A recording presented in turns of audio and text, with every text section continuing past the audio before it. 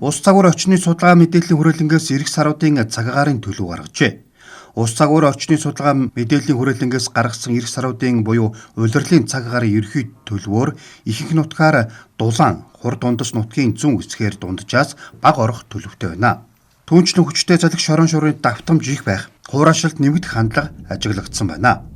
Иймээс малчид тарилчид ард иргэд хүчтэй салхи шуурганы аюулт болон гамшигт үзэгдлээс урьдчилан сэргийлэх арга хэмжээг эртнээс авч болцшгүй ойг хэрийн гал түмрээс урьдчилан сэргийлэхийг зөвлөж байна.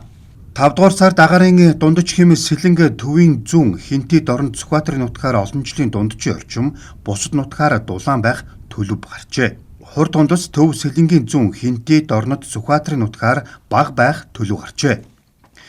6 дугаар сард агаарын хим увс завхны нутаг Баян үлгийн зүүн хойд, Ховд говь алтан хойд хэсгээр олон жилийн дунджийн орчим, бусад нутгаараа дулаан байх төлөвтэй байна.